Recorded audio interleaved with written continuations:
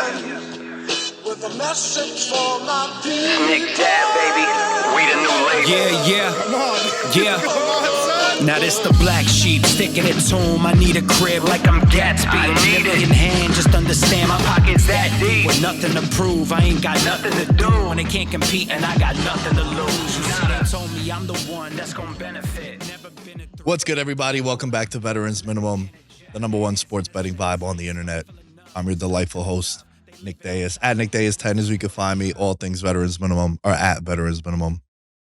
Big ups to all of you. November and December, monster numbers for the pod. Surpassed more downloads, George, and you're in the podcast space, so you know how important that word is, downloads. Yes. But the show did more downloads in November and December than it did March to October.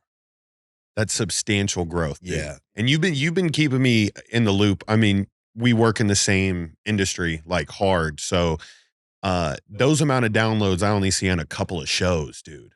Like really. And to know that I'm helping be a part of like this wave and this change, like I'm fired up. And I think the people are fired up too. And there's a lot of important information that we're going to be giving the people today that, you know, is the reason why they're staying around.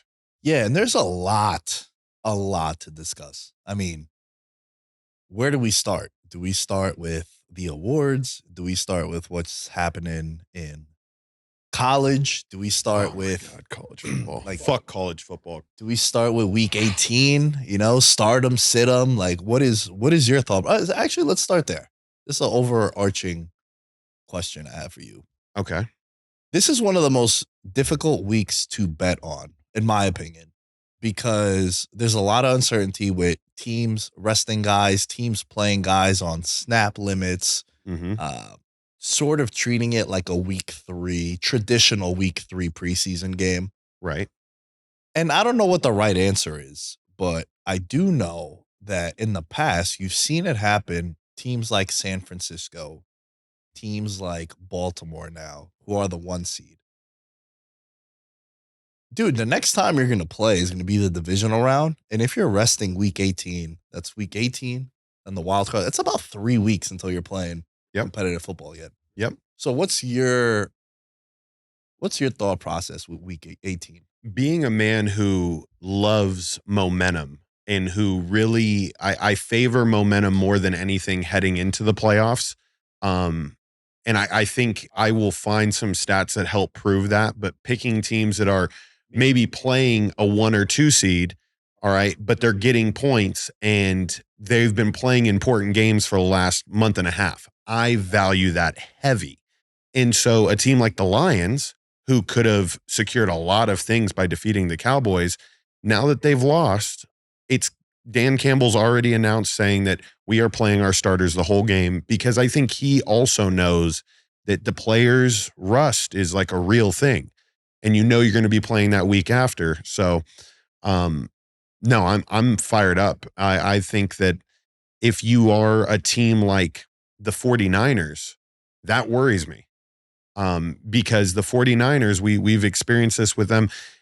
When you're off for 3 weeks and then all of a sudden you start getting into violent collisions, and if you don't practice hard, which I really will rely on the beat writers, right, to tell us how those teams are practicing leading up to the week. Because if they're practicing soft, dude, that's how Brock Purdy got hurt, you know, and that was a team that was not prepared. So those are the types of situations that I'm looking for. How do you feel about it?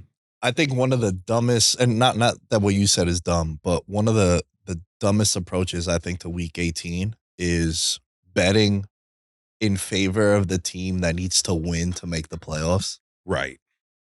Just be careful. Right. All I'm saying is pursue with caution and be careful, because there are a lot of examples of a classic, this team got nothing to play for, versus a team wins and they win their division or they make the playoffs with a win. And the one that always jumps on my mind, the Colts were a 15-point favorite against the Jacksonville Jaguars. Week 17. Well, week 18, 17, when Carson Wentz was the quarterback, and they lost. Right. Jaguars had none to play for. Colts win, you're in the playoffs. And the amount of teasers and parlays and is everything. I don't know if people were taking the 15 points. There's a lot on the road also. But I would just be careful because one cool thing that the NFL has done, and I don't know the exact year that they did this, George, but I remember vividly week 17 in 07, the Giants ended the year in the regular season against the Patriots. Remember that was 16-0. Yeah. They played in MetLife, and then that game sort of propelled the Giants into thinking like, yo, we got nothing to play for. We're the 5 seed. This team got to play for everything to go undefeated, and they barely beat us. It was a 1-possession game. The reason why I'm mentioning that is because, it's been pretty rocky for the Giants, so if I have a chance to talk about the good old days, I'm gonna. But on a serious note, that's the last time that I remember it not being divisional matchups to end the year. Mm-hmm. And it makes a lot of sense because now Washington, Dallas, they hate each other. Yep. Philly Giants, they hate each other. All these matchups, there's animosity. A really important one for me, Bucks taking on the Panthers. Yeah. In Carolina. So you could play spoiler. And if you're in division, this is where I think the NFL did an amazing job of making these games be division games because now the team with no motivation, Tennessee Titans, right? Titans are playing the Jacksonville Jaguars, and the Jaguars finally get a win. If they win this game, they win the division and they make the playoffs. There's an outside chance that they could lose this game and still make the playoffs. But if you're Tennessee, why not play spoiler? Mm-hmm. And that's what Vrabel does. Exactly. And that's what a lot of I'm so glad you highlighted it because I hadn't really made that connection that they went divisional games to end the year. I mean, the Saints are playing the Falcons. Like this week is going to be intense. And then that's not even to mention, Nick, all the incentives that players are playing for this week. And so would you put that more in like the forefront of your mind when you're putting in your bets this weekend? Well, you're in a weird situation. Should you tell the people? Should you tell the people you're holding off?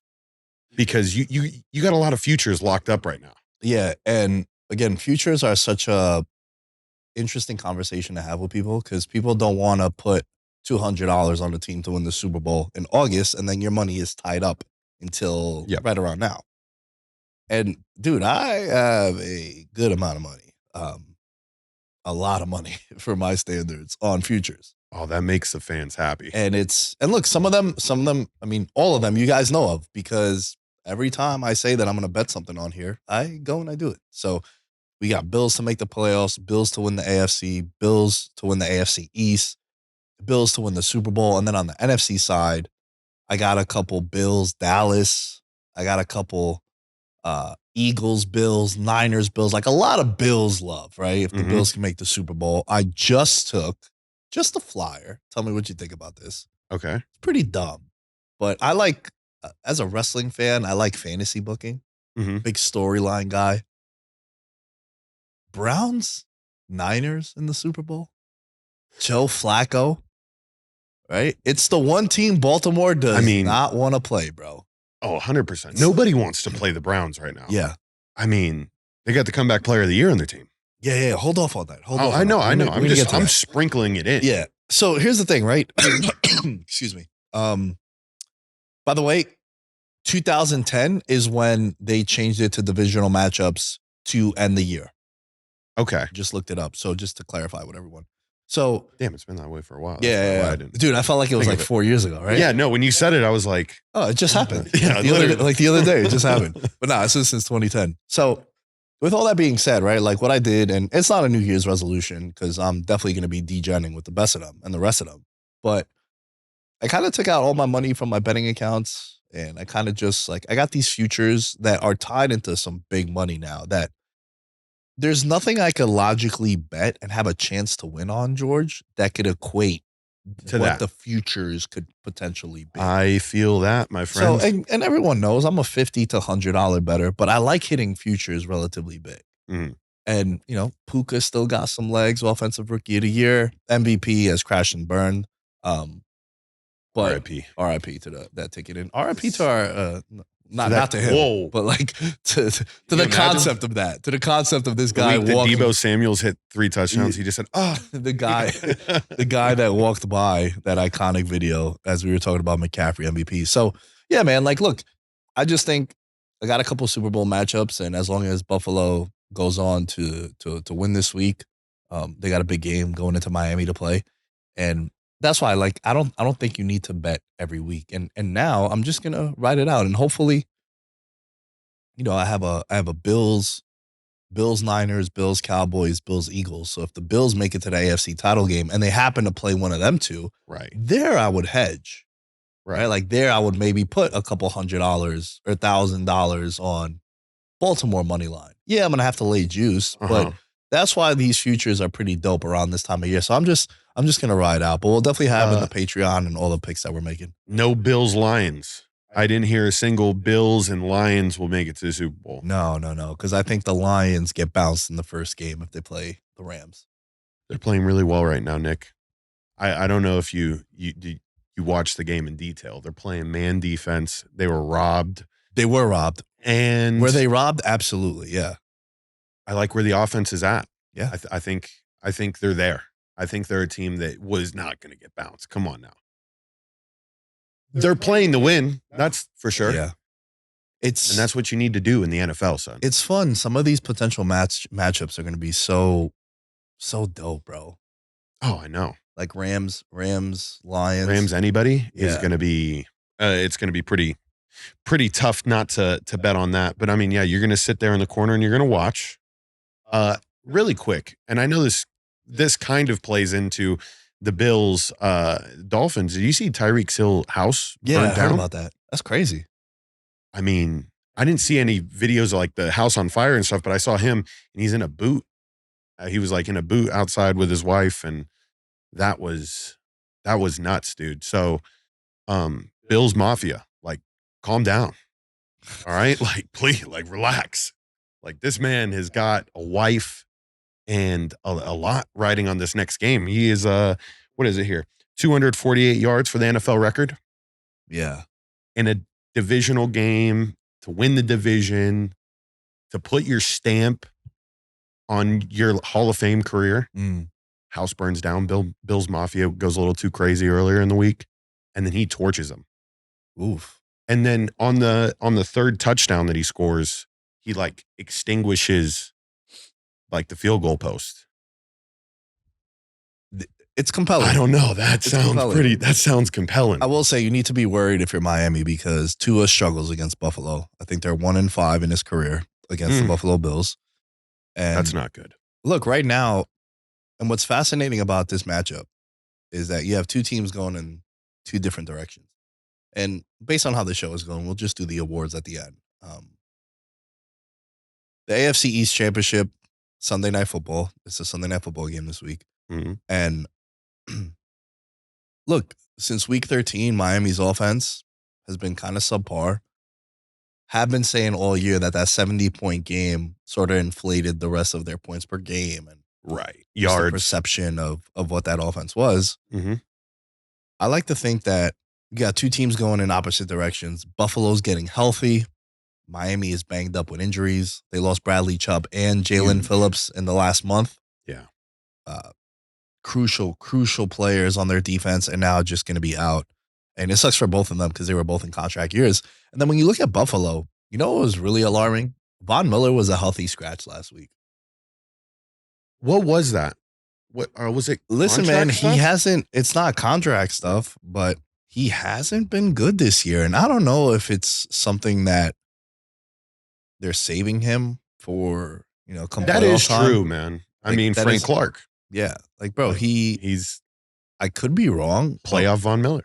Right now, he has no sacks this year.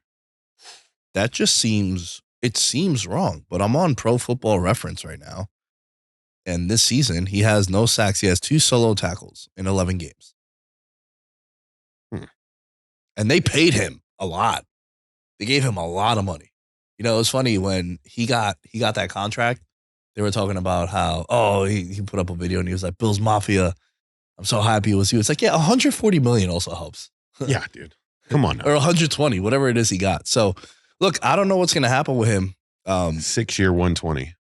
Yeah. 45, that was fully guaranteed at signing. That was a rough. They're saving him. I hope. I hope if you're investing, I hope. And like, yo, it could be something where like come playoff time, they unleash Von Miller. And I think this matchup, it favors Buffalo a lot. And the one thing you got to worry about Buffalo, because it seems to happen every game, the Josh Allen turnover. And I think what's really important is you put a lot of pressure on your defense when I feel like the defense now just goes out there and says, yeah, he's going to turn the ball over because it's what makes him great. Right. But I think the issue is when you do have that turnover, is it like a 14-point swing? Like, is it a turnover where you're inside the red zone and then the other team goes down and scores? Not a pick six, but that's a 14-point swing there. You're about to put up 7. Instead, you don't, and now they put up 7. The 60-yard bomb that gets intercepted, we'll live with it. Yeah. You know what I mean? Yeah, I do understand what you're saying. And the defense has reacted accordingly because they've had to. But I think he's starting to clean it up a little bit, man. Like he honestly has not been making in these past couple of weeks like boneheaded, like, oh, that was a Josh Allen. Similar to like what Carson Wentz was doing for a while there, where it was literally a meme. Like how crazy is Carson Wentz going to get today? He's polished it up enough to make this game compelling. I was looking this up because I saw it, and I don't know if you could break it down a little bit better. There's a chance the Bills could not make the playoffs. Yeah. So who needs to lose with it? Because there's a whole article. I'm not going through this whole thing. They would lose to the Dolphins, and then there's a lot. It's pretty unlikely, but in order for them to miss the playoffs, they would need to lose, and then, I mean, bro, it's Jaguars loss or tie. It's a lot of like ties. Wow. And yeah. That is confusing that is super confusing. But that's not going to happen. Colts not to tie, Steelers to win, Jaguars to win or tie, and then Buffalo can lose and not make the play. But like, it's really interesting though, because they could miss the playoffs or be the 2 seed. And I think it's going to be crazy because the path for Buffalo is they win this game on Sunday. They're the 2 seed. Then next week they host, Houston or Indy, probably going to be a 7 or 8 point favorite. Right. You beat them. You have Cleveland beat the winner of the AFC South because that's the 4 or 5 matchup. Like no matter what, Cleveland is in there. For sure. And then you have KC win their game because they're going to be at home. I don't want to get too crazy. I still think KC is going to win at home, especially when they're playing like a Colts or, well, if they play Miami, that'll be interesting. That'll be super interesting if that happens. Because that's a matchup that I think goes down if Buffalo ends up winning the division. The 3-6 would be Kansas City and Miami. Tyreek Hill revenge going to play them in Arrowhead because when they played in the regular season, that game was in Germany. Right. So whack. That was whack. I think that was super whack. I think the potential for Buffalo is crazy because their ceiling is like the most. Like they can. Yeah. But doesn't this lend to a bigger question in which shouldn't just the best 7 records make it? That, is something that I can see the NFL doing, but it would have to be either like a team like the Bills or it'd have to be a team like the Cowboys that would cry baby it up, Like, how can this possibly happen? You know what I mean? We had a way better record. And then the NFL could possibly make a change. I think the NFL is looking for it anyways, right? Why not make it 8 teams on both sides? They're saving themselves in a couple of years here to expand the playoffs and then, I don't know, bro. I don't know if I agree go with 1 that. through 8. I don't know if I agree with that because like Bills Colts is going to excite you. Because that's what the 2-7 matchup would be if Buffalo goes on to win this week, right? That's going to be your matchup. So, like, that's what excites you? Like, I don't know. Is that no number 7 seed has won yet? And it's it was like Chicago and the Saints a couple years ago, right? Like, it's not compelling. But it's a case that I've made for many years where you look at Philly. Philly potentially might be 12-5. They're going to have to play a road game against a 9-8 team. Right. Like, but that's the perk of winning your division. But then it's not fair, like it's not fair that you win all these games and then you just so happen to be in a division where a team won 13 wins Yeah. And now you got to go on the road. So I agree with you, but then it rewards you for winning your division. And you saw it last year. Look, Dallas went into Tampa Bay and blew them out. That was one of my favorite bets. Tampa Bay plus 3.5, and they got smoked. So could be the same thing with Philly this year. I'm looking forward though to the incentives. I know I had hinted at it. I saw a couple. Can I list off one that I liked? Yeah.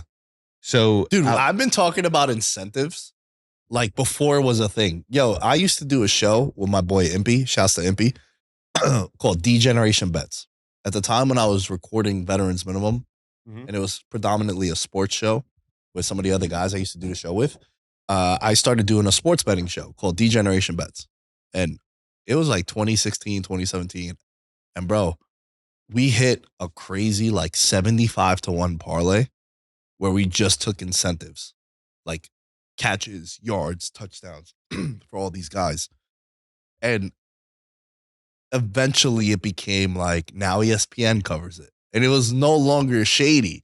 Right. It's like, yo, bro, you know, if Mike Evans needs 8 catches for $500,000. You know, his prop is 6.5. 7.5 is plus 120. Oh shit. No, the books know, bro. Well, now they know. Now it's no longer a secret. But you have a couple that are interesting, and there's some that are kind of outrageous, right? Like Odell, for example. Odell needs. I was going to hit that one. That's the one. All right, got it. I don't want to steal you. No. I got Austin Eckler afterwards. So Odell needs 5 catches for a $250,000 bonus. But do you run the risk? Right, Lamar is probably not going to play anyway. I don't think they play Lamar because this game is meaningless. No matter what, they're the 1 seed. They're not playing. It's Tyler Huntley, dude. Yeah, and they got a Pro Bowl quarterback as their backup. Whoa. You gotta fucking play the Pro Bowl quarterback when you got him at the backup spot, bro. Damn right. Lamar better watch out. Tyler Huntley's been trying to take his job. Damn right. All year, dude. Saying I'm a Pro Bowl quarterback, bro. So there's a couple like that. Like what happens? You know, he needs 2 touchdowns for another $250K. Then I think this is where I think you could get some leverage. Nelson Aguilar. He's probably going to start this week. Probably not going to play Flowers, Bateman, Odell. Probably be Aguilar. Yep. And like a Duvernay. Yep. 58 yards. Gets another $500,000. Excuse me. So Nelson? Yeah, Nelson Aguilar. So I would look, if I'm doing incentives this week, I would look to the backups that have a chance of some serious money. Because, like, I don't know how much Nelson Aguilar is going to make this year. I know $250K is going to probably help him. I mean, it'll help a lot of people. Yes. So those are the kind of things. Like Joe Mixon, he's playing in a game this week where they play Cleveland. He scores 2 touchdowns. He wins $100,000. Cincinnati has nothing to play for. Cleveland's probably not going to play anyone. What would that put it for the year? Do you know? To say how many touchdowns that is for him? Oh, I don't know. I'd have to. Because I always find that to be interesting, like how they can predict these numbers so well based on. So like Joe the Mixon system. got 8 touchdowns this year so far. So 2 would get him to 10. 10, yeah. So he probably had an incentive of 10 touchdowns wins you. You know, here's your bonus. And you know, a lot of players get that. And back in the summer, remember when I was talking about D-Hop going to Kansas City, which that would have been nice, right? You sign D-Hop for like $5 million base salary, and you tell him, yo, bro, with incentive, you could get to 20. Teams do this shit all the time. Yeah. It's like, all right, you're probably going to get 75 catches, so we'll give you another $2 million. Yep. You're going to get 1,000 yards. Here's another $2 million. Get double-digit touchdowns. Here's $3 million. And before you know it, a standard year for D-Hop now with Mahomes, he probably gets these incentives. But that's what I'm saying as far as these guys are still business people. I think they present it like the way you just presented it. You're most likely going to do this. You're so good. And these players get suckered into that shit without like really, you know, having to break down the math and, you know, getting to know from the OC, like how many times are we going to run a deep ball? You know what I mean? So you brought up D-Hop. D-Hop needs 7 receptions for $250,000 this upcoming game. That gets him to 75 receptions, 49 yards for $250,000 and 2 touchdowns. Did you read all those off? I haven't yet, but these bastards at the sports books have not put them up yet. No shit. Yeah. Well, okay. Are you on the Action Network? No, I'm on like, you know. You're perusing. Even though I called them bastards, shouts to Wager Attack, the official odds provider for Veterans Minimum. They haven't put these props up. on the DraftKings of the world and FanDuel, they're gonna wait, bro. They're gonna wait because they're gonna do their research, and now they know for a fact that. What would you say he needed? So D-Hop, seven catches? 7 catches, 49 yards, 2 touchdowns, and he gets $750K. Yeah, so they'll probably have his two TD anytime. A lot. That lower. would normally be 13-1. That's probably going to be 6 plus 600, right? Where his yardage mark, right? 49 yards, I think would be pretty low for his standards, but they'll probably give you, 65 and a half minus 200 to the over. Right. Shit like that is what they're going to do. And look, man, that's why early on, and people that are listening to this, that are sports bettors, they used to love this week. I used to love this week. In daily fantasy, used to love this week. Would make lineups that was all incentive based. Because I had Will Blackman on the show when I used to do the show, I should say, with Will. I would ask him, I'd be like, yo, bro, do you guys in the locker room know about? He's like, fuck yeah, we know, bro. Guys would come up to the quarterback and be like, dude, I need 4 catches, right? Yeah, you send him like a box. You send his wife some roses. You get the kids, out of the house. I'll pay for a babysitter. You guys go to a steak dinner. Right. You treat the quarterback nice that week. But that's what was dope when I would do that show with Will, because I would always think of these scenarios in my head. And he's like, bro, the players, yeah, we knew that. There's the famous video of Gronk goes up to Brady when he's with the Bucks. He's like, yo, one more catch, I make $1 million. He's like, Tommy, I'm gonna need it. What'd they do? They threw a quick little out route. Yep. Like it was it was an arrow. It was an arrow? Yeah, the arrow. Yeah. That's it. Got $1 million there. I just watched on the way over here a compilation of players hitting their contract incentives, and it's just great, bro. It's the third quarter, like 7 minutes left to go. A team's getting blown out. Dude catches a slant and just gets fired up in the middle, bro. Like spins the ball, the sideline's kind of going crazy. This is where you get the best of players and the fans too, because like I think even the fans know going in, like the true diehard NFL fans are like, all right, where can we save some money here? You know what I mean? I think if they're like penny pinching. Let me hit you with 2 more here on incentives to pay attention to. 74 yards for Devin Singletary gets him $125,000. So Devin Singletary playing a meaningful game against the Colts. He's been playing amazing this year. Great pickup. I think the over-under set at probably like 69, 69 and a half. And then the last one I'll give you is Austin Eckler. Austin Eckler needs 110 yards for $100K. And that's from scrimmage. So he gets it. I think Austin Eckler for sure hits his and Devin Singletary hits his. Austin Eckler goes from being the touchdown king 2 years in a row to nobody will know, Nobody will know his name. He's forgotten. Like this year really made Austin Eckler forgotten. Well, the issue is he's going to be 29 years old heading into next year. Mm-hmm. And it's crazy to think that like 28, 29, you're washed up as a running back. He's got high mileage. Dude, you're right. Back-to-back years, he led the NFL in touchdowns, and he hasn't gotten paid from the Chargers. And again, I've said this so many times, bro. There's not a position in professional sports that I'm more of a hypocrite with than when it comes to running back. Like the Chargers are doing the right thing by not paying him, but he should get his money. I feel the same way about Saquon. Felt the same way about every running back. Get your money by any means, because your shelf life is what you're seeing now with players like this. By any means going to Buffalo. Yeah, go to like Buffalo. There's some places where it's just like you're constantly going to have players that are willing to sacrifice. I mean, it's living in San Diego as opposed to, we all see the videos of the Bills players shoveling their cars out of snow from a road trip. You're just not going to get them to stay out there. However, they may pay him the bag. James Cook's doing good this year, though. Now, remember when I told you how be careful with winning you're in scenarios versus a team that has nothing to play for scenario? Right. There's an incentive in one of the games that backs the team to win and make the playoffs. Is Jordan Love earns $500,000 if the Packers make the playoffs. And all the Packers need to do is beat Chicago and they're in. And in the event that they lose, Which you never want to be, right? You never Right. want to be a team that, fuck, we lost, but now what is New Orleans and Buffalo and Chicago doing, right? You never want to be that team. I like controlling my own destiny. It's my favorite shit about anything. Like, bro, if I know I can put in the work, I'll get successful in whatever it is I'm doing, cool. If I have to worry about George and Mike having to do their job, and that drives me crazy. I like having control of like my outlook and success. Correct. With that said, I think this is a dope must-win and incentive combination with the That's Packers. insane, dude. So I think that one is really intriguing, and that's one that I think would be dope. And then on the flip side, on another team, Seattle, Geno Smith.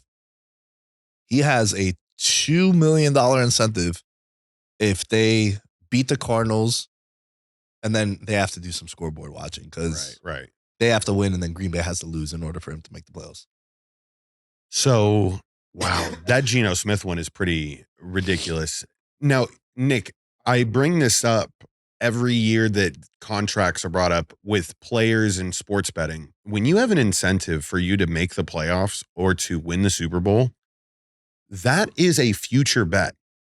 So why can't these players take the money that they would make from that incentive and be able to put it on themselves, like to double it and to give these books a run for their money? I've never thought about this, and it gets me excited. Because, all right, if there's any easier path to allowing players to bet, this is the path. Yeah. They're already doing it in their contracts. So just take the $500K and then just put it on us to make the playoffs anyways at a really good number early on in the season. And then here's the thing, where, the heads, the GM and the owner, they can take some of the winnings, you know what I mean? So in reality, they're not losing the money anyways. I don't know. That's just I like it, bro. it's just big brain George over here. I like it. I want to do take a break real quick to do an ad read for Fly Me Out, and then we'll come back because I want to stay on this topic a little bit, but let's do a read for Fly Me Out. So, listeners, do you ever feel the urge to break away and discover the world with a like-minded tribe? Let me introduce you to Fly Me Out, the premier social travel club. Imagine if LinkedIn, Airbnb, and Raya had a travel-loving baby. Whether you're looking to network with professionals on a beach or bond with creatives in the heart of a city, Fly Me Out has got you covered. Dive into curated experiences, and with their platform, it's never been easier to find your tribe and see the globe. Don't just travel, make memories with Fly Me Out.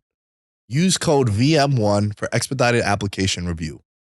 That is Fly Me Out. Use code VM1 for expedited application review. And I'm working on something for us to do a Fly Me Out in the summer. No, I'm ready for that. You know I'm ready for a trip, Especially dude. if we could get Buffalo and the Niners in the Super Bowl, brother. Now we're talking. Then we're going to some steakhouses. Yeah, we're going to some steakhouses. I'm going to places where they don't speak English, and I'll be excited. We're going to places to get our feet rubbed. Yeah. And possibly other parts.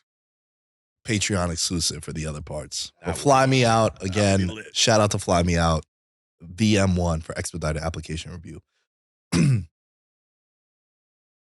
I am known for not being big into college sports. Oh, yes, you are not. I'm not a big college guy. I'm gonna have a dog in the race now. Shout outs to Lil Big Bro.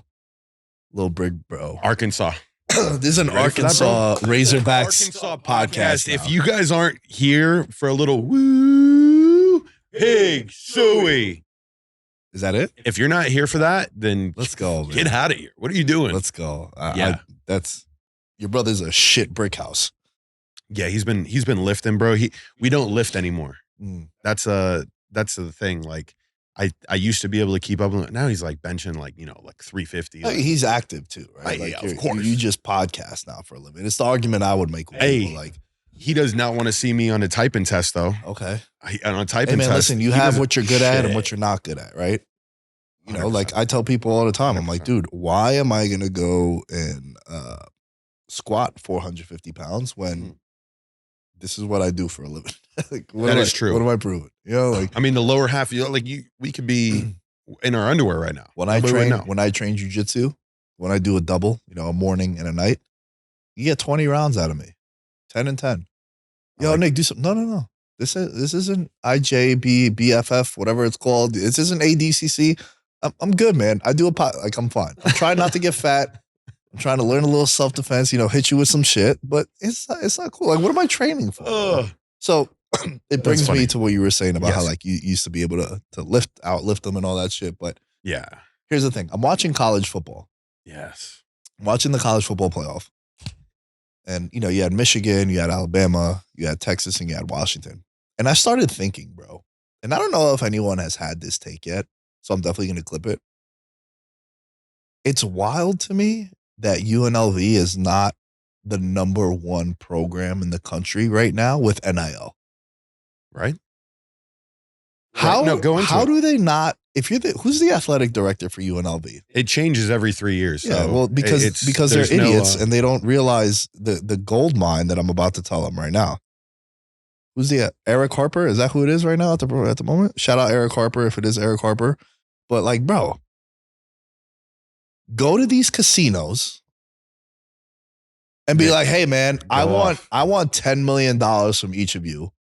Let's go and get the number one recruit for because now it's basically become it's an arms race. Oh, it is 100% an arms race. Right. There's some teams that financially just can't keep up, and that's why you have some of the best players that UNLV's had in a long time leaving. Yeah. And not only the best players that we've had, but local kids. Yeah. Kids that played at Liberty High School, kids that played at Las Vegas High School. Like, my brother did not get a single phone call from UNLV. Right. And then once the transfer portal thing opens up, he's like, they can't even afford me anyways. But here's the thing. They're all used car salesmen, right, Nick. And we have really bad used car salesmen. So here's the thing that I brought a hat. Okay. I brought a hat, and it's a hat of me like yelling. And this just came in today from the studio. So I'm about to go on a little fucking rant here. UNLV, you said go to each casino and get $10 million. Here's the thing. These kids should be able to go eat for free wherever they want to go. Okay. This is done at all these other schools. So why not UNLV? Not only that, but free cars, like partner up with a dealership. The Toyota dealership has literally sponsored UNLV for, I don't know, since I've been born. So why don't all the new players get brand new cars? Beyond that, you got to find the income and the cash, right? I mean, the casinos are an easy one to go to, but let's not be immoral. We make a lot of money off of dispensaries. Right. Okay. And so there's a clean way of going about all these sources of income that at the end of the day, these companies put their money into a pact, and all they're asking is for the athlete to go do media or to uphold a certain type of image and go out to events and read books to kids and shit like that. But nobody at UNLV has created the department or wanted to bring back what UNLV was in the 90s. I know you've probably heard the Jerry Tarkanian stories. Yeah, the Running Rebels. Okay, the Jerry Tarkanian times go wild, dude. I mean, the reason why he got the best hoopers out here is because he was taking them out to the strip clubs. He was making sure they were well taken care of at all these hotels. All right. They had their housing paid for. And this was in 1990. Jerry Tarkanian is just a genius. But you know what the thing is? The coaches are afraid to be the ones to do it. Because in order for people to buy into your program, it has to be the coach. Mm-hmm. And it's tough to do. Barry Odom, first year, he wins. Year two, you better be box seats with Mark Davis. You better be That's what everywhere I'm saying, bro. Like, the players should be living an exclusive lifestyle, and there's no easier place to do it than here. Yeah. And it's sickening because, bro, you bringing that up, and it's a take that locals in Las Vegas have had since the whole fiasco that was Jerry Tarkanian, because it was looked at negatively. Well, here's the thing. The reason why I was thinking about this is because now obviously I live in Vegas, so I kind of have like a dog in the race, and I'm just seeing it, and I'm looking at Vegas, how, dude, it's the entertainment capital of the world. It's only growing as a city. There's all these casinos. Just go to the casinos and be like, yo, bro, let's get we can have the number one program in 2 years. Basketball, football, any other program you want, and we're just gonna buy all the players, because now it's not as far fetched as it was in the 90s, because it was like hush hush, like people knew that they were getting paid to go to school, but now it's like out in the open, right? And be like, yo, bro, listen, you go to the number one quarterback in the country, down in, I don't know, fucking Texas, and you just go, yo, bro, here's $2 million from the win, right? You're gonna go to every night. You're gonna go to XS whenever you want. You'll go to every pool party whenever you want. Yep. You're not paying for shit. Yep. And from there, we're gonna get you the next Marvin Harrison Jr. We're gonna throw him $500,000. Yep. And then before you know, you have 5-star recruits everywhere. And then you play your games at Allegiant. It feeds. Right? You have the dudes going to, yo, Drake is performing. Here's the quarterback with Drake at the Win. Yeah. Or here's the top athletes on stage with all the DJs that we have at all these places. Yeah. But it's just not done. Yeah. It's so here's dumb. The thing. It should be done. And it's not necessarily a football or all sports on the West Coast, bro. They're looked at just tremendously differently. Oregon, SC, I think those are the only two that do it correctly, where they're going to be making a crazy amount of money. They're going to get all the gear, all the luxurious lifestyle that they want. I mean, these USC transfers live in a penthouse in downtown Los Angeles for free. And they get a car and they get the bag on top of it. But now you look at all the teams that are out south or in the Midwest, they are living the life of a rock star. Like, I know without a doubt, and just so you know that this is the way it operates, like a player will get something sent to him on a Monday saying, I need you to do these things, make an Instagram post about this, go to this event. I need you to, read books to kids at this place on these days at this time in order for you to receive your NIL money. You see how easy that is? They get a fucking checklist sent to them. But at UNLV, for example, you are having to do this all on your own, or, you have to go into getting an agent, which these kids can't afford because they don't get paid that much. UNLV just lost their best quarterback since Randall Cunningham. And UNLV, if they don't find a fucking top-notch recruit or transfer, they're not going to win the Mountain West next year. And that kid was a local. Yeah. And if you lose him, oh, bro, like we are on a downward spiral. We haven't figured out shit. Yeah, I just thought it would be so crazy. I just think it's so possible to just go to all the, bro, how many casinos are there in Vegas? You're talking 30? 30, yeah. Easily. Get new ones popping up all the time. Get $2 million from each of them every year. And you call it the Las Vegas Casino NIL Pact. And these kids are responsible because, so I don't necessarily blame UNLV for, they just haven't won a lot, right? So they don't have the stars that attract casinos. Because when you have Drake, then Jordan Mailata, the quarterback, people know him. People will be like, who the fuck is this guy? Right. It's important to have them there, which is what UNLV needs to do. But I mean, $2 million, Nick, just think about how much a casino makes in a week. Bro, I read somewhere that it's a drop in the bucket. I read somewhere that casinos, like the ones that are on the strip, like the big name ones, make $2 to $3 million in profit a day. Right. A day. Think about that. So dedicate 1 week a year to the NIL package. Bro, you'd have the number one program in the country. Like, not even remotely. I still think, and you get a dope head coach. Yes. You get like a Lincoln Riley, like someone with swag, Yeah, Barry Odom does not have swag. Yeah, you get like a Cliff Kingsbury. Yeah.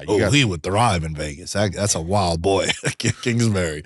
I don't even know what he's doing Cliff now. Kingsbury would have his post-game show at Spearmint. Bro, at Sapphire, he would have his interviews. That's where he's going. Yeah, I know we're usually at the Tuscany, but we're going to move. Yeah, we're doing all that shit out of Sapphire.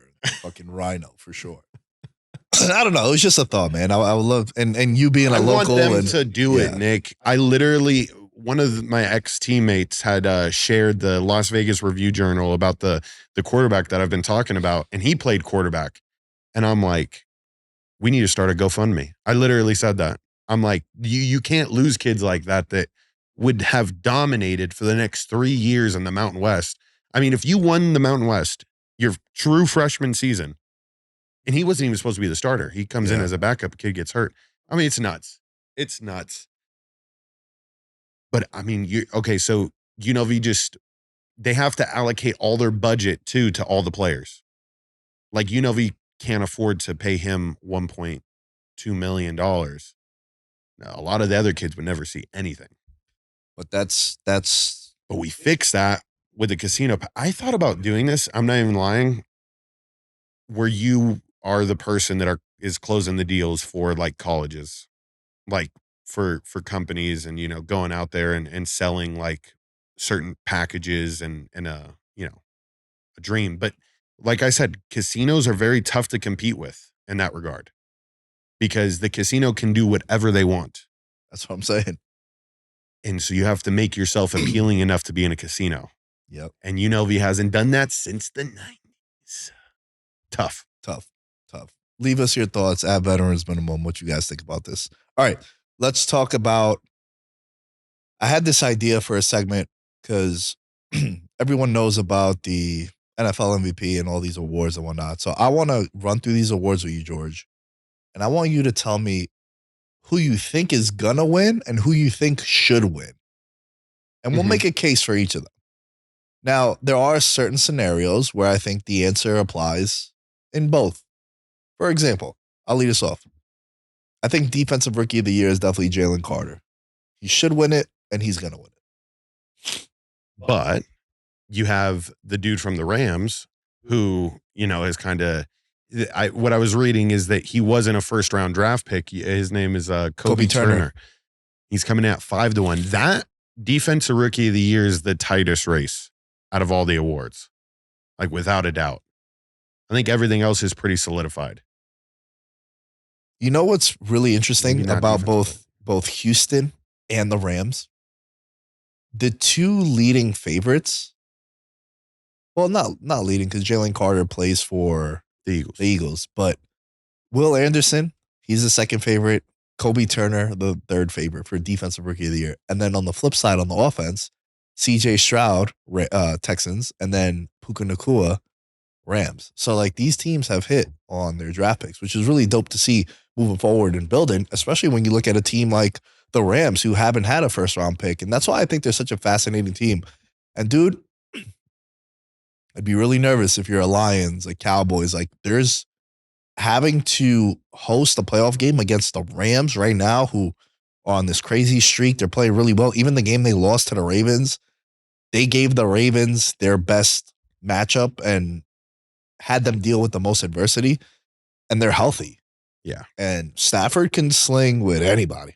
I mean, when you put your bet in, you got to just always keep in mind, it really matters how much experience your coach has and how much experience your quarterback has. And that's a dangerous duo, the Rams right there.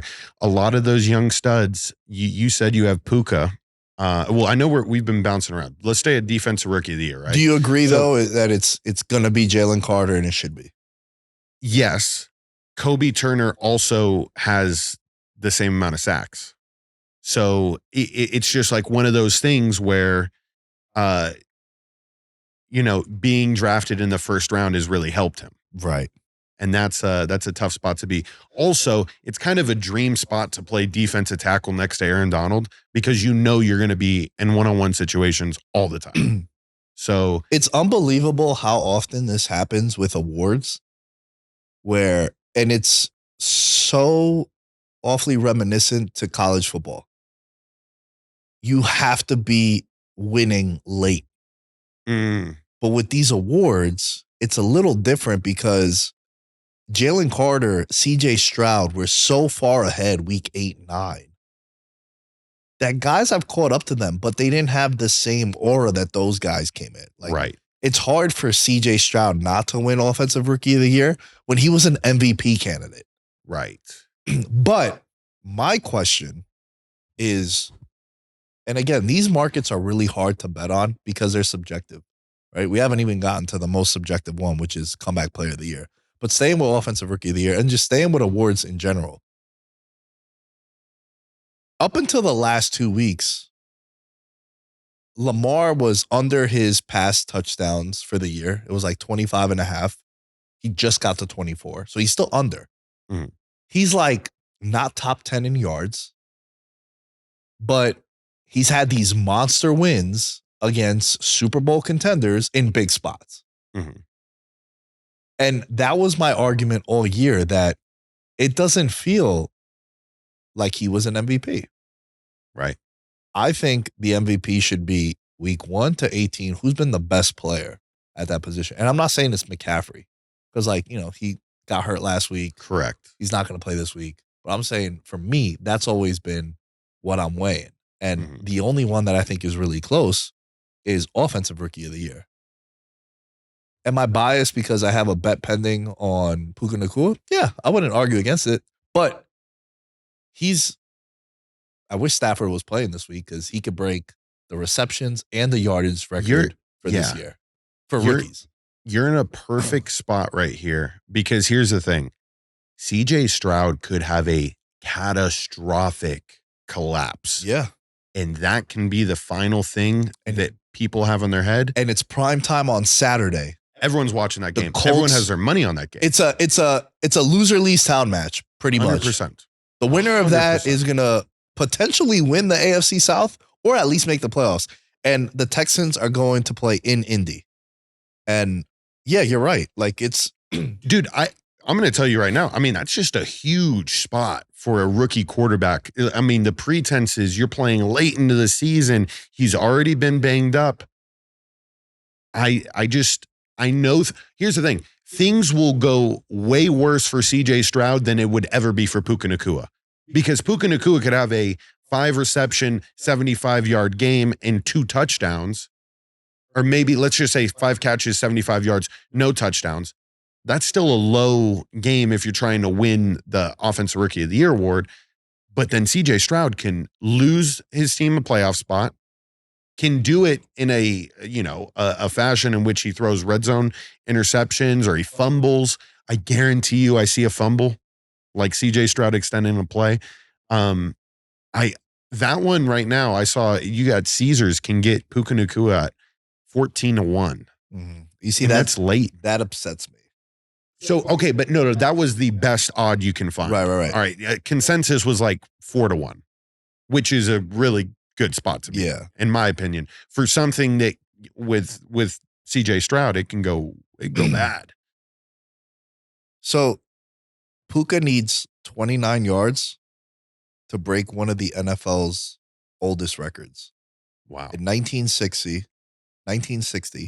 Bill Groman of the Houston Oilers. Like, Puka needs 29 yards. He's topped that in 14 of his 16 games. So basically, he just needs to be average and he'll be fine. Now, do they not play him in this game, which I think is being weighed into these numbers? Because the Rams are known for not playing their starters anyway. We were talking about that before, right? Yeah. And they've already announced that Carson Wentz isn't going to play. Do you risk that to put him out there? And I think that's going to hurt him. But again, I talk about this all the time, George. There are some times where you make bets that you know you're going to lose, but you make the bets because the numbers are wrong. When I was recording this show with my buddy Bo, who was sitting right there, I was sitting there and Josh was here. And we were talking about CJ Stroud. I was like, I feel like it's a 2-man race. Like, CJ's probably going to win it, but Puka should be like plus 600, plus 800. I saw 30-1. I was like, yo, that's a mistake. I made that bet. Did it get as close to 3-1? Yeah. I still feel good about it. But these are subjective. These are people votes. Yeah. People are voting on these. Do you know in New York State, you're not allowed to bet on awards? Really? Yeah. You have to physically drive into Jersey to be able to bet awards, because it's that subjective. Yeah. One of the legislations that went down with New York State for legalizing sports betting was there can't be a judgment call. People could vote on MVP. And it's not Do you think it's because a lot of voters are residents of New York? No, it's not that a lot of voters are residents of New York, but it's 2 years ago when the guy said he wasn't going to vote for Aaron Rodgers because of his COVID stance. And he was like, but then it turned out that this guy's a beat reporter for the Chicago Bears. It's like, dude, Rodgers has been smoking you for 20 years. Right. And that got weighed into it. So there's a personal bias. There's a personal vendetta you might have against some player. Maybe you go to interview someone one day and they're like, yeah, bro, I don't want to talk to you. And you're like, oh, fuck this guy. I'm never going to vote for him for MVP. Well, that's the thing. And Nick, I would love to do this show with you long enough to see the day where they're like, we want those two to vote. And that comes with a lot of, film watching and knowledge of the game. And you need to be a journalist at a credible level. You know what I mean? I think podcasts will eventually, get the pass. Not going to lie. It's so easy to control the narrative in your favor. Tell me this isn't the most rigged spot in all of sports betting, is these NFL awards, because it really comes down, exactly who's voting. And so now is the NFL tracking these guys to make sure that they're not putting shit down? Yeah, you're not allowed to. Yeah, you're not allowed to. But that spot is, I don't know. I feel so. Okay, if they're not allowed to, are they allowed to put any bets in at all? I don't have the answer to that. We need to get somebody on. I would love to. Yeah, but I don't know if they would want to share that too. The dirty little secrets of the NFL. Secrets, yeah. So offensive rookie of the year, I don't think it should be CJ Stroud, because I think week 1 to now, Puka's been better. And anytime you're about to or have set a record of some kind, I think that means more than what like CJ Stroud has done. I mean, CJ Stroud has put on incredible runs, and he is, for a while there, he was the linchpin until Devin Singletary got going to kind of carry the load in both sides. But I mean, like if their CJ offense Stroud throws the ball deep. Well, CJ Stroud, right? 3,800 yards passing, 21 touchdowns, 5 interceptions. It's not like Puka's probably not going to play. I'm reading the reports and it's going to be really upset. No. But yeah, they're probably going to sit him. But the case remains, right. If Puka was to set the records and then CJ Stroud, like, all right, they exceeded expectations, but he didn't break Herbert's record. He didn't break Cam Newton's record. He didn't have a record-setting season where the other guy did. That's what I mean, where it's subjective.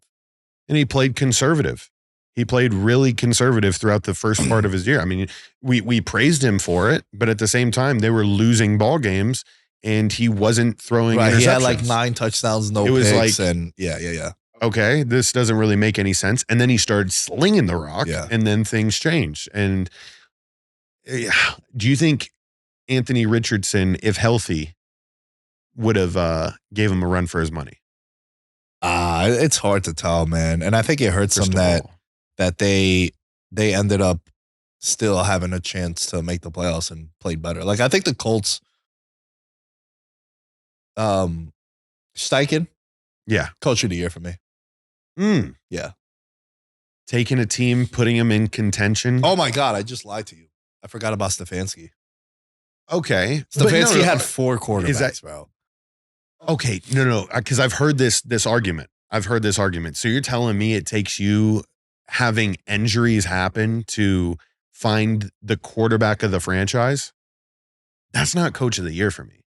Here's the thing that would have made him coach of the year. If Myles Garrett goes down game 2, that's way different.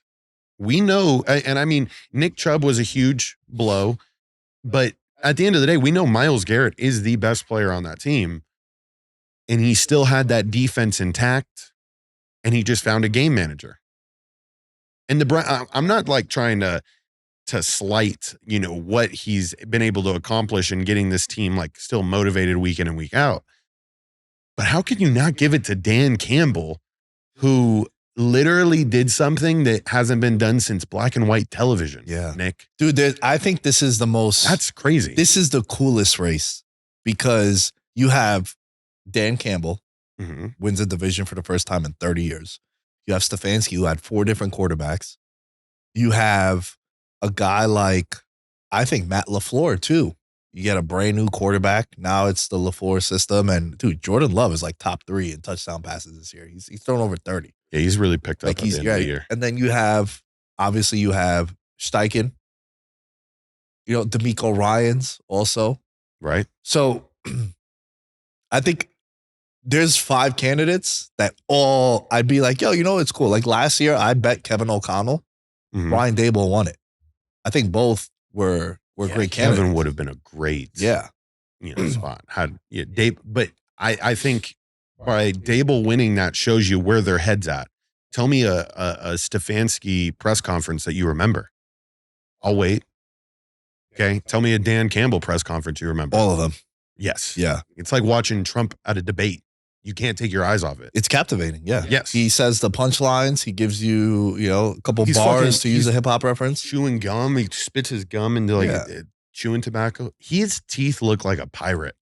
Do they not? That's if you had don't to do chewing tobacco. And if you know the answer, then you know the answer. Do you know who the favorite is to win Coach of the Year?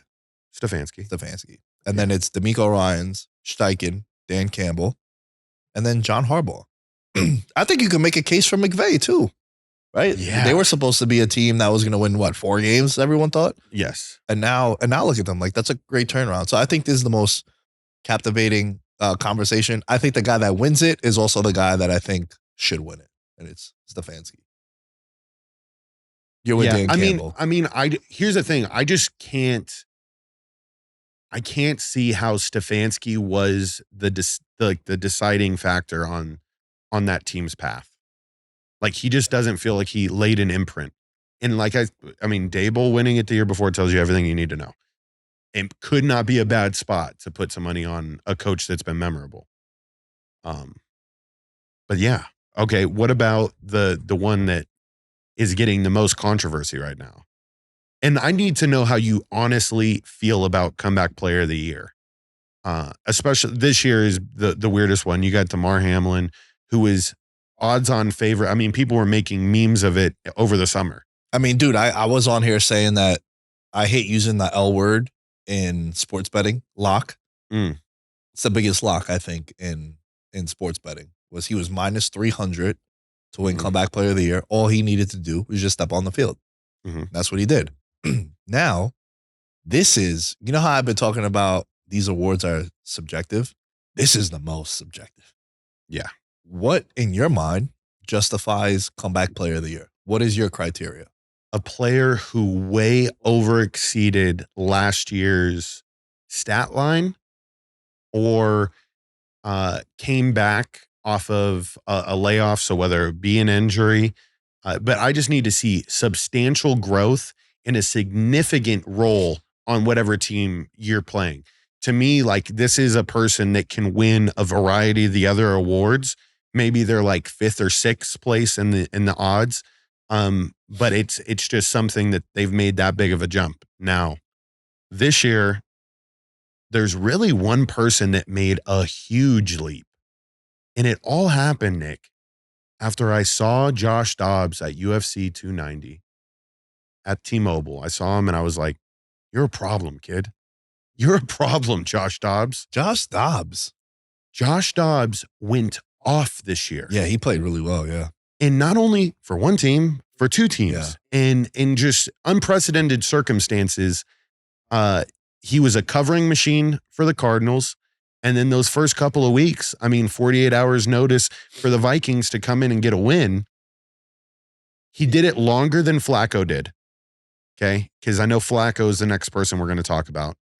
And I don't think there's been a single player that has made more of a stamp in the NFL this year than he did.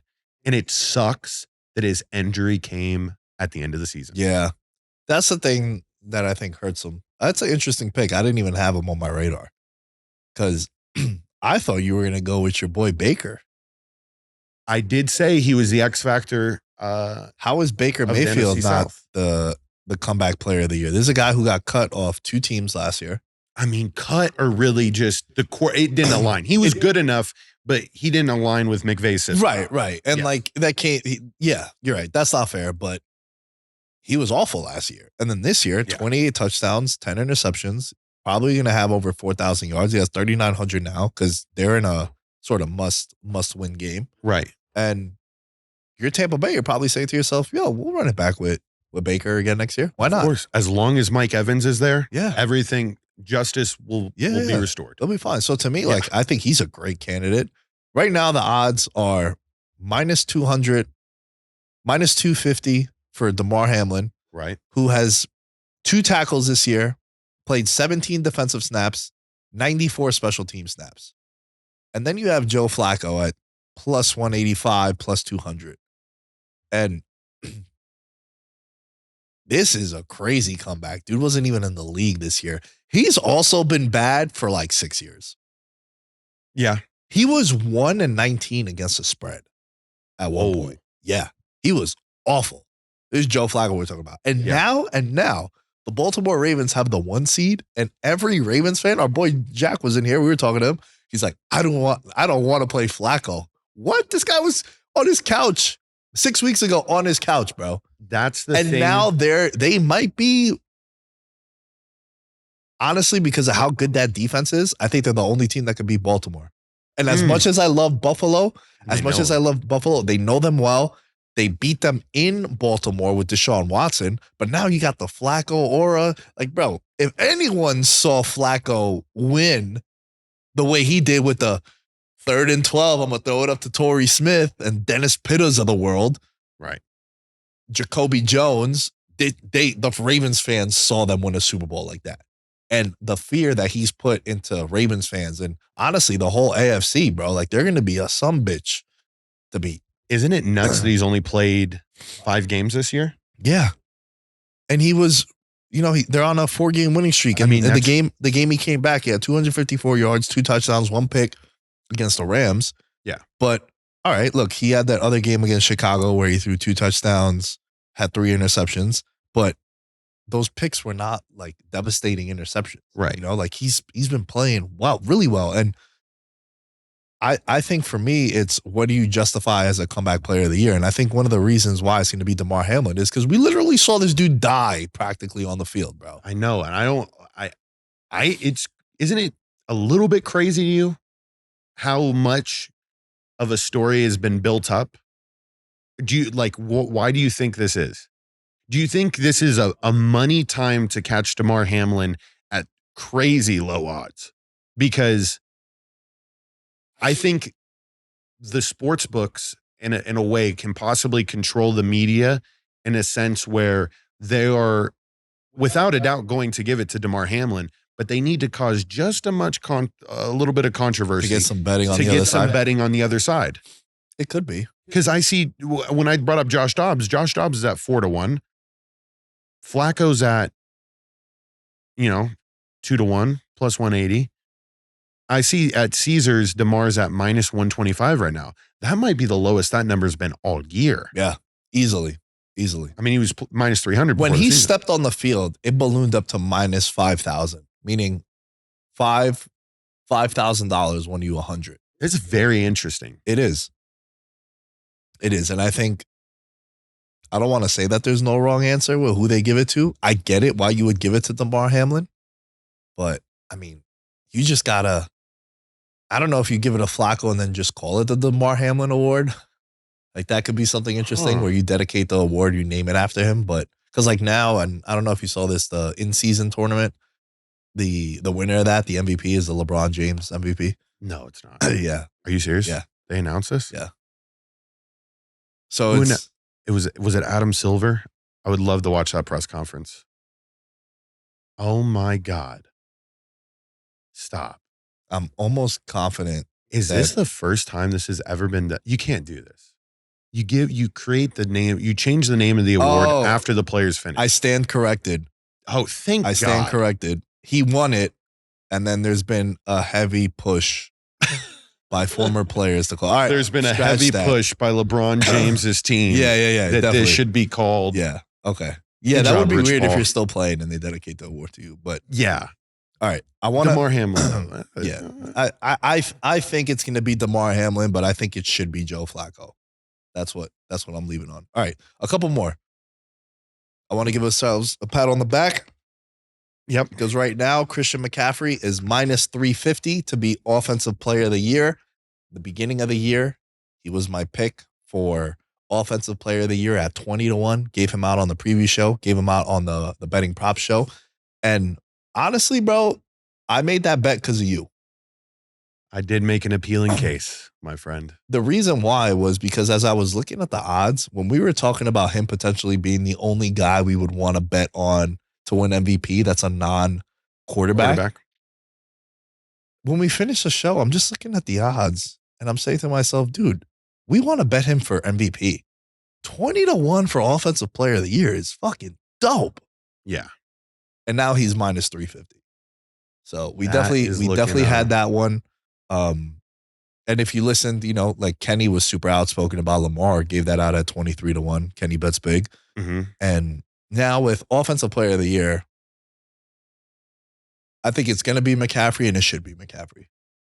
Yeah. No, dude, we've been riding this horse hard. It surprised me with the lack of a strong start that like CeeDee Lamb wasn't on my radar at the beginning of the year, because that is one player that I think had he started strong, very similar to how Tyreek Hill kind of like just put everybody on notice. CeeDee Lamb just did it too late in the season, but CeeDee Lamb was the Dallas Cowboys. Yeah. Like Tony Pollard was nowhere. I think in my head, God, terrible in year my for head, Pollard. dude, I was like, Tony Pollard is definitely going to be, it'll be way more of a 60-40, you know, passing 60% of the time, running 40% of the time. And they are an 80-20 offense. Yeah. Like they are air raid. Dak Prescott is throwing the ball 50 times. And I mean, the Cowboys picked right with CD. I mean, that is a memorable Cowboys receiver. If he keeps doing this for a couple of years, he'll go down in history like how all those other, you know, Cowboy receivers do. Yeah. You see them all at the little Ring of Honor ceremony they did yeah. for Jimmy Johnson. Dude, Michael Irvin still looked like he can go out there. Oh, yeah, dude. He's whatever sauce he's on, make sure I'm on that sauce. Fuck at yeah. the age of 50. Fuck yeah. All right, let's wrap the show talking about MVP. The MVP is going to go to Lamar. Mm-hmm. I don't think he should be MVP. And I think it's going to surprise you who I think the MVP should be this year. All right, let's see how shocked I am. It's not McCaffrey. Because everyone knows that I have the 50-1 and the 150-1 to win MVP. The 2023 NFL MVP should be Patrick Mahomes. Stop. Can I make a case? Again, go ahead, man. He's not going to win it. Jesus. He's not going to win it. What? But Pat Mahomes should be the MVP. All right, I'm going to do his numbers: 27 touchdowns, 14 interceptions, 4,100 yards. They're 10-6. How bad have his receivers been? Yes. 40 graded catchable passes per PFF that were dropped this year. Lead the league. And look, we're talking about like right here, bro. Right? I do remember some game winners. We're talking about right here. Now, right here's. Did some digging.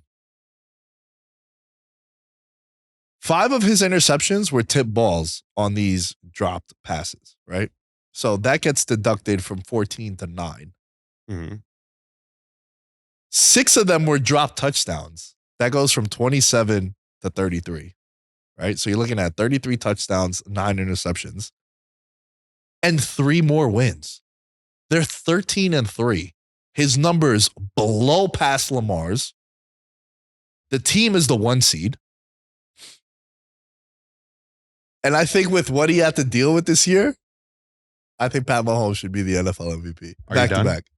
Are you done? I am done, yeah. Do you not like you it? You can't lose in division to the Broncos and the Raiders and win an MVP award. Yeah, you sound clinically insane right now. Hey, that's a 10-8. You're right.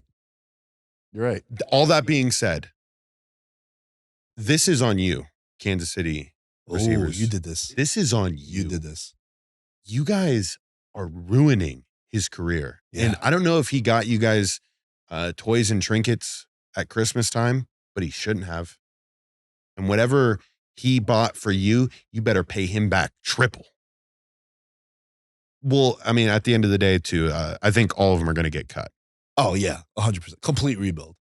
I mean, except for Rice. Rice has been good, and he hasn't had, yeah. Like, he only has 2 drops on the year. And, you know, he's a rookie. Like, how much? But you're talking about, like, MVS against Philly, Tony in the first game. And then you're right, dude. It's also on the organization. Yeah. How do you not make a move at the deadline? Like, you probably could have gone D-Hop. Give up a second-round pick, bro. Who cares? That second-round pick, that guy might not be in the league after. Yeah. Buy in. And especially Kelsey. Kelsey, like, it's wild that Taylor Swift is getting a lot of blame. Have you seen the Kansas City stuff? Like, everyone's blaming Taylor Swift. Yeah. But, like, Kelsey aged 6 years in a 3-week span. Like, he just, out of nowhere, my friend Josh from back home, he's been on the show a bunch in the past. We were just talking. He's like, bro, it looks like Kelsey's 44 years old, not 34. Like, after the Germany trip. Right. Teams they're not even double teaming him anymore, bro. They're just like, oh yeah, you're not going to get open. Now when he catches passes, I'm like, wow, he caught a pass. That's crazy, bro. That's crazy to me. Right. I'm going to tell you, I witnessed Patrick Mahomes and the Chiefs when they came down here and they played the Raiders. Yeah. And there has been a lack of respect just shown to that entire receiving core. Dude, I'm going to be honest with you. They will give you a favorable number in the playoffs, and I think we should have some confidence in it. Because it's going to be like, although Tom Brady has, Wes Welker and Gunnar Olszewski and, some insert weak-ass wide receiver's name here, it's still Tom Brady and Bill Belichick. This is still Patrick Mahomes and Andy Reid. So their lack of success can definitely give us a good number come playoff time. They could. It's going to be interesting because these playoffs are going to be the first time that it's not going to go through Arrowhead. Mm-hmm. They're not going to be the number 1 seed. Yep. Every year that he's been in the league, it's gone through Arrowhead. They've hosted every single AFC title game. And look, for as much as people have been dumping on Travis Kelce, if his name wasn't Travis Kelce, you'd be like, holy shit, he had a monster year for a tight end. 93 catches, 984 yards, 5 touchdowns. Like, what? That's a crazy season. But when it's Kelce and he's had 110 for 1,312, he's had 105, 1,411, 103, 1,310. Yeah. 83, 1,008. Like, that's where I want you to just take a second to think about, like, they were throwing double teams out. There was no need, bro, this year to guard those receivers. Like, so he experienced a lot more, I would say, garbage type routes where, the defense is willing to give up a 5-yarder here, but it wasn't as many Kelce hitting a crosser for 20 yards on like a 2nd and 5 where you're like, oh shit. He's the man. Patrick Mahomes, what can he do? Do you think the MVP award should be given out after the season is fully over and they analyze the playoff body of work as well? I think every mistake that every league makes is that they wait a month and in some cases 6 weeks to give out the award because it never ages well. 100% agree. Embiid was the MVP last year. But then when they get bounced in the second round and Jokic goes on to win the title, he gets shitted on. Right. It's the same thing that happens with Aaron Rodgers. He was the MVP those years. And then they get bounced in the divisional round. It's like, he ain't the MVP. They need to, the moment the season ends, because they have the NFL awards night. It's the Saturday before the Super Bowl. Right. Why not just have it next week? Right? Yep. You give everyone an extra bye week. Everyone rest. You just played 18 games, bro. It was an 18-week season. Right. You have your awards. You celebrate the league. You give out the MVP right then and there. Give out all your awards. And then after that, you play your playoffs. You have all that. And then whatever happens, happens. I think that's what they would do. They'd be able to market it. They'd be able to sell a lot of tickets. They'd get a big number, right? Get a big rating. It's like, oh, shit, we're going to announce everything now. And then you don't have that. Oh, we made a mistake in the press afterwards. Yeah, like why do they announce the NBA MVP during the conference finals, bro? It's like 2 months later. Right. I think you just take the next weekend.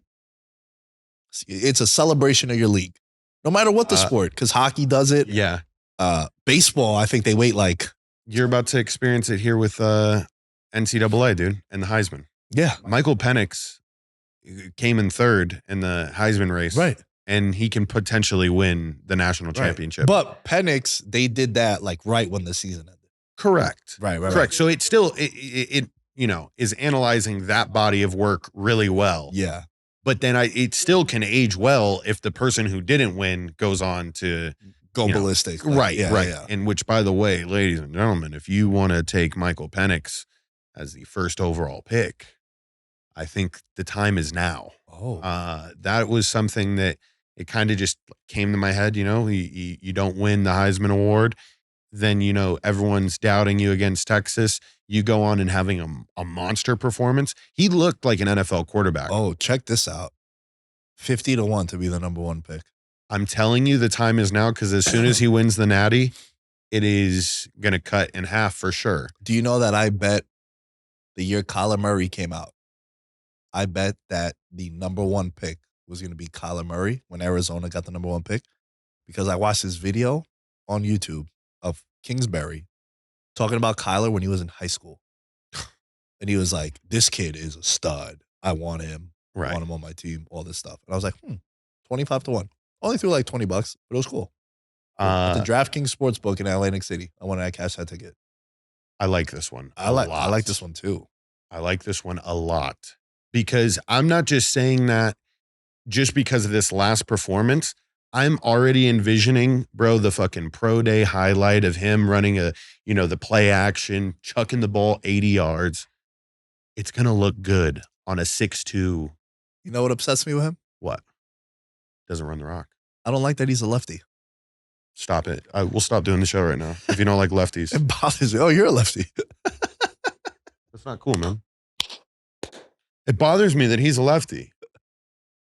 Yeah, I mean, Michael Vick, you ever heard of him? I have, yeah. Tua's a lefty also, but it's just like the rotation of the football is different. Like goes this way, and then I don't know. It's weird. I'm a weird guy, bro. Listen, I'm weird. What can we do? Take it back. Let me tell you this. Right now, first round quarterbacks in 2024, the over under is 3.5. Would you go over or under? Projected Caleb, Drake May, and Jaden Daniels. For first 3 quarterbacks taken? Not the order, but the amount. Amount of quarterbacks, because there's 2 that you didn't list that will get taken before them. One is Penix. And the other one's Bo Nix. Bo Nix. Yeah, but Bo Nix is like 40, bro. He's 24. Stetson Bennett is 25 years old. He will be the Rams' best backup. Bo Nix is the oldest 23-year-old of all time. Damn. Yeah, he'll be 24 February 25th. So you're right. At the time when he gets drafted, he'll be 24. Yeah. So, by the way, on that number, give me under. Under? And the hook will save you on that one. Okay. There's a lot of other teams that, are going to try to fill other spots. But that's without even me looking. The main thing you need to do is Michael Penix. First overall pick. 50-1, I'm in. I'm putting this in. I'm gonna go and bet that also. And we're gonna clip it and see what happens. Beautiful. All right, let's wrap up the show with some Patreon. Shout out to the members of the Patreon. We're at 75 members, active members right now. Oh, it's growing strong. Gonna do something cool for the Super Bowl and got a lot of exciting stuff. And shout out to all of the members of the Patreon. Patreon.com/veterans minimum. We got Mahul Patel, Abel Rezin, Ben Kotzian, Christopher Velasquez, Derek Plates, Dylan Chadwick, Jerry Shapiro, Jordan Riley, Mike Stevens, Mike Wozniak, Nick Crummage, and Thomas Robinson. As you can see here on the screen, if you're watching this on YouTube, we have a $1, $5, $10 tier. $1, you could just help, just support. $1, you won't even realize that on your statements. $5, you get access to the Discord. You get all the betting picks. $10, you get monthly giveaways. $20, you get the shout outs that we just read. You get discount off the merch store, merchandise.veteransminimum.com. And then $40, honestly, you're just a crazy SOB. And we got a couple of you in there. So it's patreon.com/veteransminimum. Thank you all for the support. Thank you all for the support with the show. Just in general, it's been really, really dope. I'm excited for the playoffs leading all the way to the Super Bowl and then what we got cooking up this offseason. At Nick Dais 10 you can find me. All things Veterans Minimum are at Veterans Minimum. George? At Mr. George Carmona is where you can find me. And who dat, baby? Who dat going into this weekend? Cheer for the Panthers, too. That's it. I like it. That's it, everybody. In his element, I'm a gold medalist, bronze like your medal is. So many deer in headlights, but it's bedtime. Hear that supper bell, main course, be the venison. Dab. most dangerous game. Either kill or be killed.